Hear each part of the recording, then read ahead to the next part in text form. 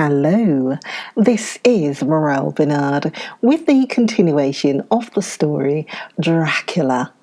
And last words were that to read Dr. Seward's account of poor Lucy's death and what followed is enough to dry up the springs of pity in one's heart.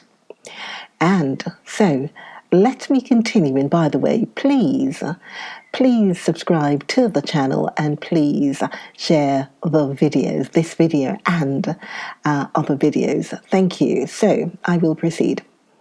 Later, still reading, by the way, from Mina's Harker's journal. Later, Lord Godalming and Mr. Morris arrived earlier than we expected. Dr. Seward was out on business and had taken Jonathan with him, so I had to see them. It was, to me, a painful meeting, for it brought back all poor dear Lucy's hopes of only a few months ago. Of course, they had heard Lucy speak of me, and it seemed that Dr. Van Hesselin, too, has been quite blowing my trumpet, as Mr. Morris expressed it. Poor fellows. Neither of them is aware that I know all about the proposal they made to Lucy. They did not quite know what to say or do, as they were ignorant of the amount of my knowledge. So they had to keep on neutral subjects. However, I thought the matter over and came to the conclusion that the best thing I could do would be to post them in affairs right up to date.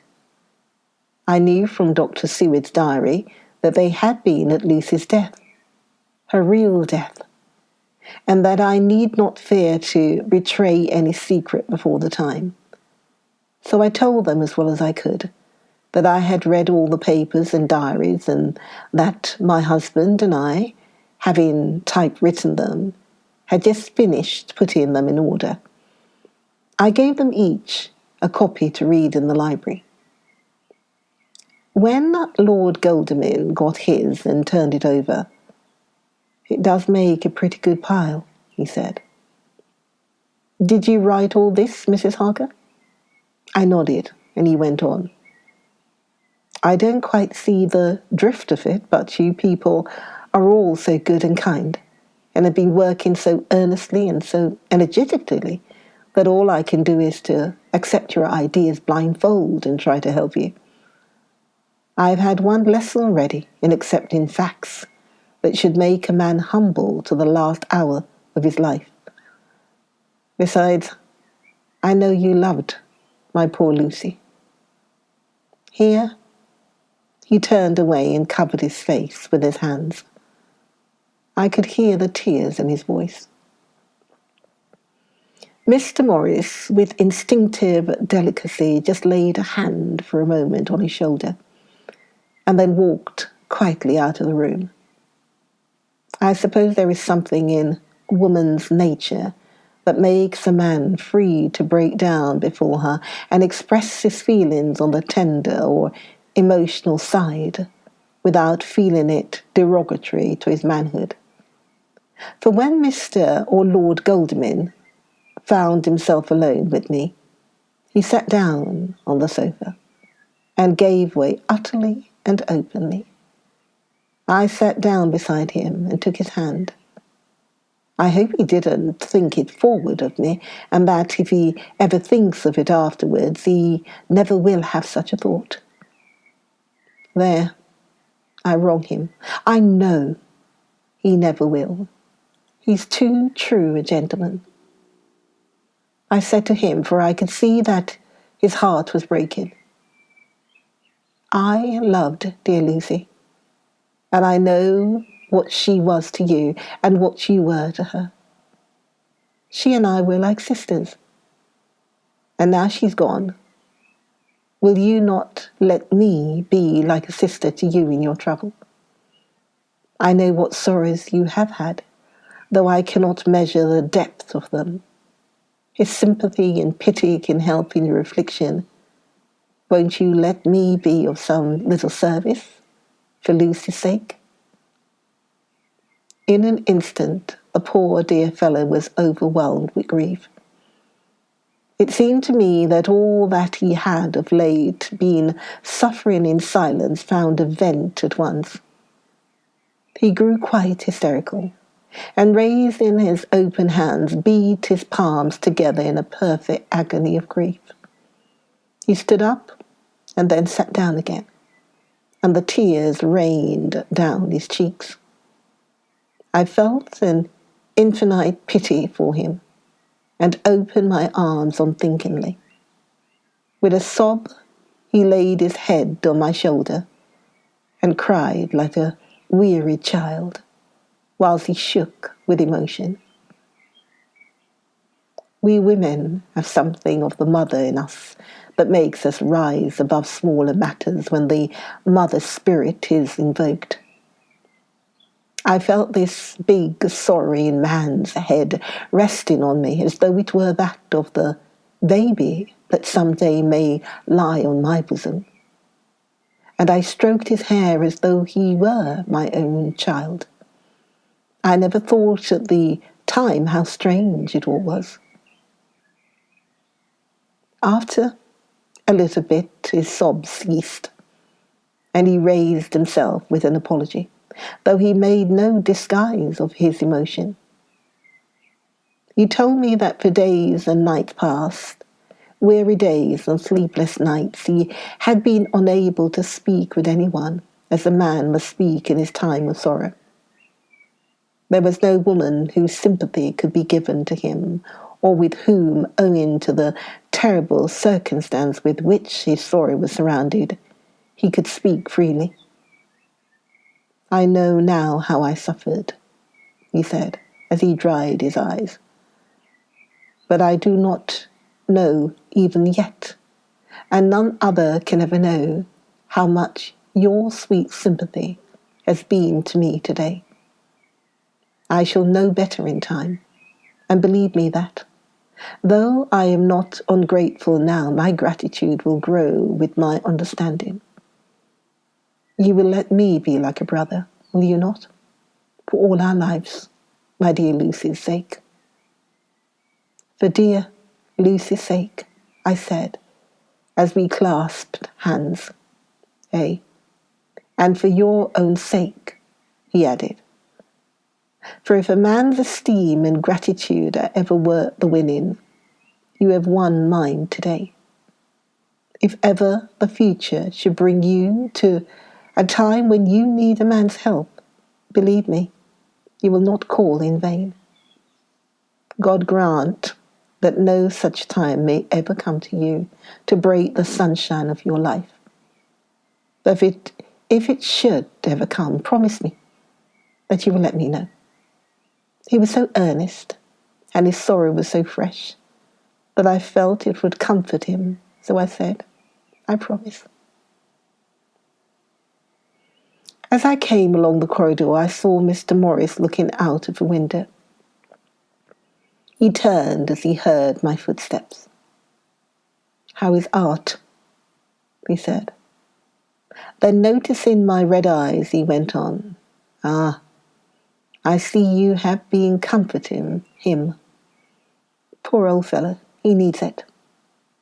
No one but a woman can help a man when he is in trouble of the heart, and he had no one to comfort him. He bore his own trouble so bravely that my heart bled for him. I saw the manuscript in his hand, and I knew that when he read it, he would realize how much I knew. So I said to him,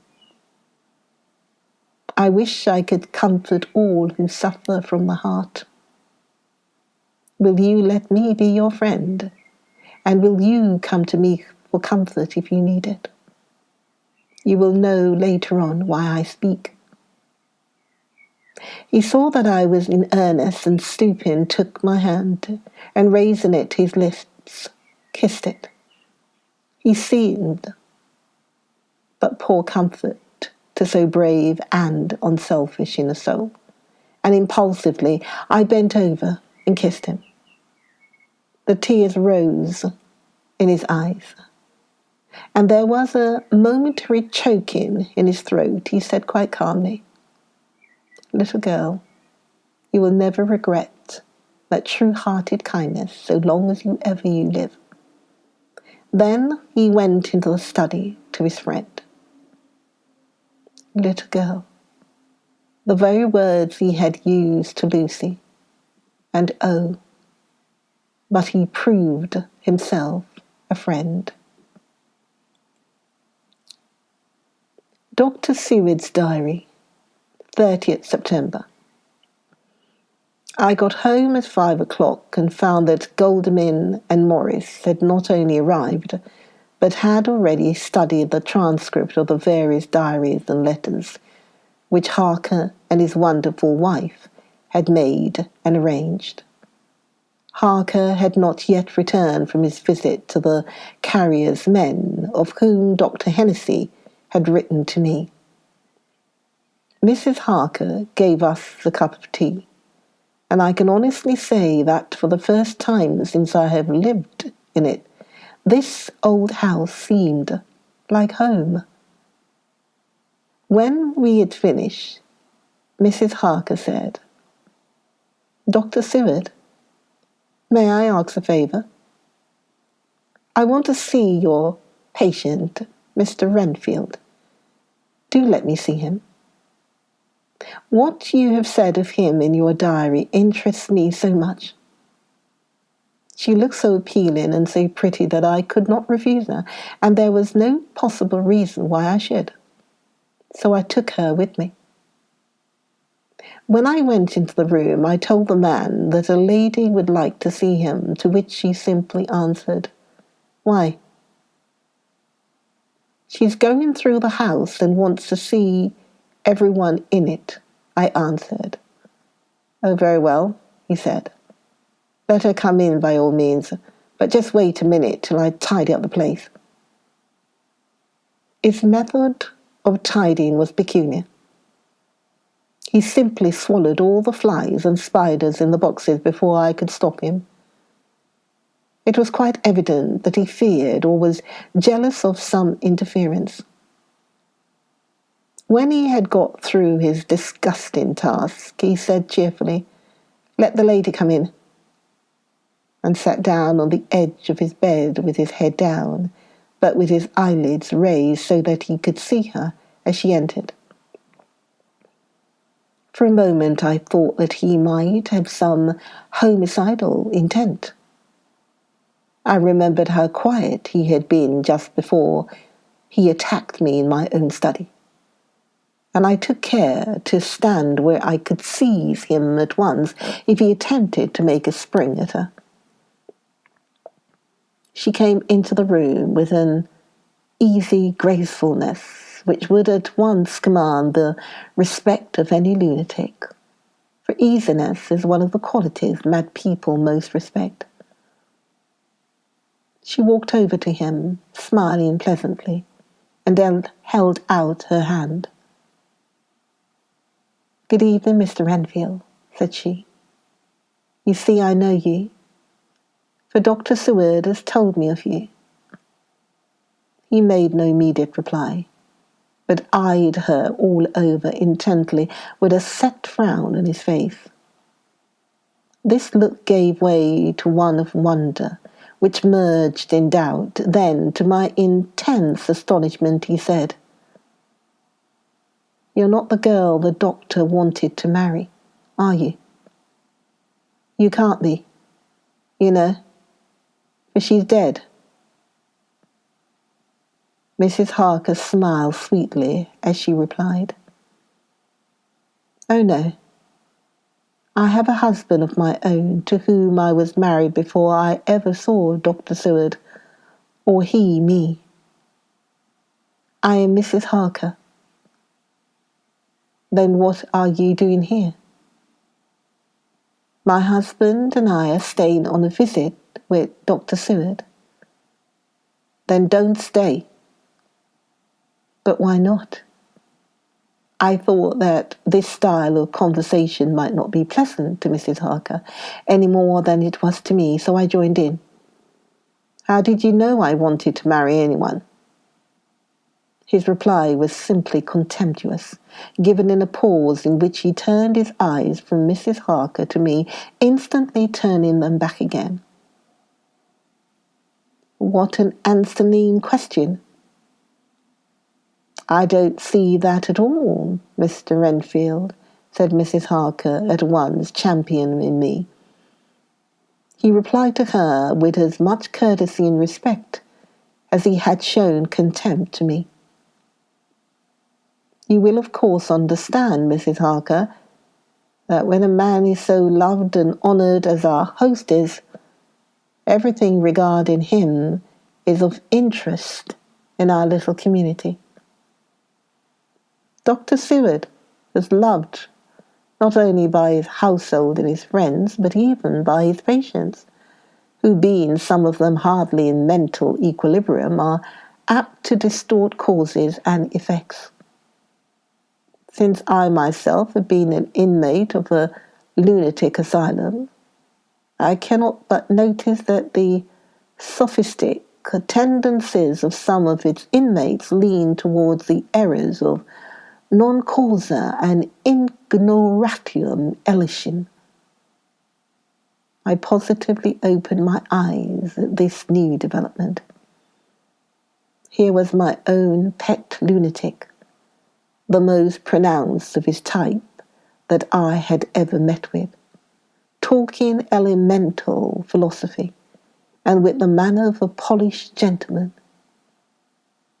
I wonder if it was Mrs. Harker's presence which had touched some chord in his memory. If this new phase was spontaneous or in any way due to her unconscious influence, she must have some rare gift of power. We continued to talk for some time, and seeing that he was seemingly quite reasonable, she ventured, looking at me questioning, as she began to lead him to his favourite topic. I was again astonished, for he addressed himself to the question with the impartiality of the completest sanity. He even took himself as an example when he mentioned certain things. Why, I myself am an instance of a man who had a strange belief. Indeed, it was no wonder that my friends were alarmed and insisted on my being put under control. I used to fancy that life was a positive and perpetual entity, and that by consuming a multitude of live things, no matter how low in the scale of creation, one might indefinitely prolong life. At times I held the belief so strongly that I actually tried to take human life. The doctor here will bear me out that on one occasion I tried to kill him for the purpose of strengthening my vital powers by the assimilation with my own body of his life through the medium of his blood, relying, of course, upon the scriptural phrase, for the blood is the life. Though indeed, the vendor of a certain nostrum has vulgarized the truism to the very point of contempt. Isn't that true, Doctor? I nodded assent, for I was so amazed that I hardly knew what to either think or say. It was hard to imagine that I had seen him eat up his spiders and flies not 5 minutes before. Looking at my watch, I saw that I should go to the station to meet Van Helsing. So I told Mrs. Harker that it was time to leave. She came at once, after saying pleasantly to Mr. Renfield, "Goodbye, and I hope I may see you often, under auspices pleasanter to yourself." To which, to my astonishment, he replied, "Goodbye, my dear. I pray God I may never see your sweet face again. May He bless and keep you." When I went to the station to meet Van Helsing, I left the boys behind me. Poor Art seemed more cheerful than he has been since Lucy first took ill, and Quincy is more like his own bright self than he has been for many a long day. Van Heslin stepped from the carriage with the eager nimbleness of a boy. He saw me at once and rushed up to me saying, "Ah, friend John, how goes all? Well, so I have been busy, for I've come here to stay if need be. All affairs are settled with me, and I have much to tell. Madame Mina is with you, yes? And her so fine husband? And Arthur and my friend Quincy, they are with you too? Good." As I drove to the house, I told him of what had passed, and of how my own diary had come to be of some use through Mrs. Harker's suggestion, at which the professor interrupted me. "Ah, that wonderful Madame Mina. She has man's brain, a brain that a man should have were he much gifted, and a woman's heart. The good God fashioned her for a purpose, believe me, when he made that so good combination. Friend John, up to now, fortune has made that woman of help to us. After tonight, she must not have to do with this so terrible affair. It is not good that she run a risk so great. We men are determined, eh? Are we not pledged to destroy this monster? But it is no part for a woman. Even if she be not harmed, her heart may fail her in so much and so many horrors, and hereafter she may suffer, both in waking from her nerves and in sleep from her dreams. And besides, she is a young woman, and not so long married. There may be other things to think of sometime, if not now. You tell me she has wrote all. Then she must consult with us. But tomorrow she say goodbye to this work, and we go alone." I agreed heartily with him. And then I told him what we had found in his absence, that the house which Dracula had bought was the very next one to my own. He was amazed, and a great concern seemed to come on him. "Oh, that we had known it before," he said, "for then we might have reached him in time to save poor Lucy. However, the milk that is spilt cries not out afterwards, as you say.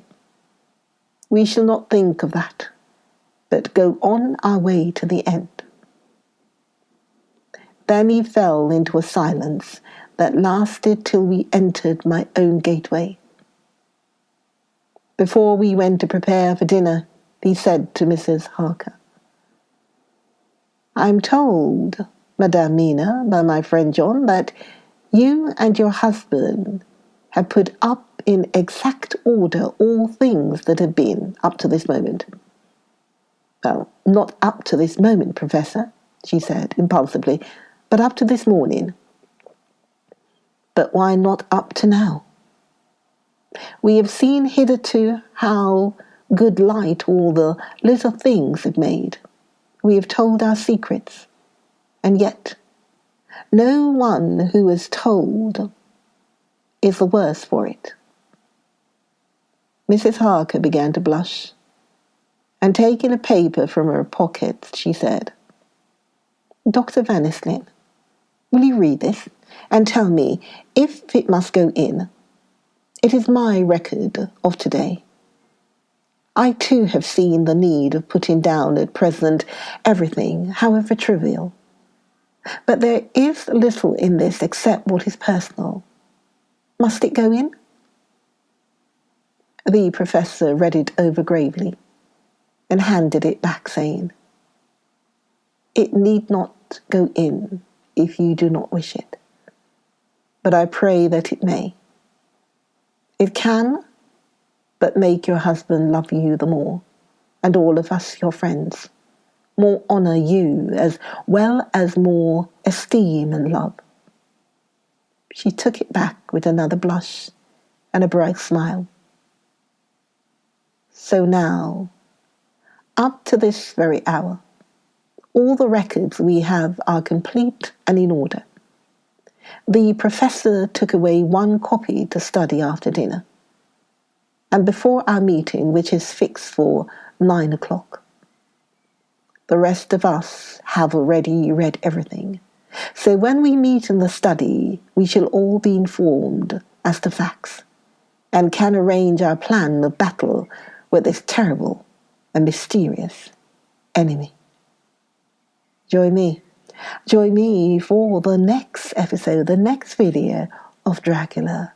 Join me, Morel Bernard, for the next video, next story part of Dracula. I see you then. Okay, bye.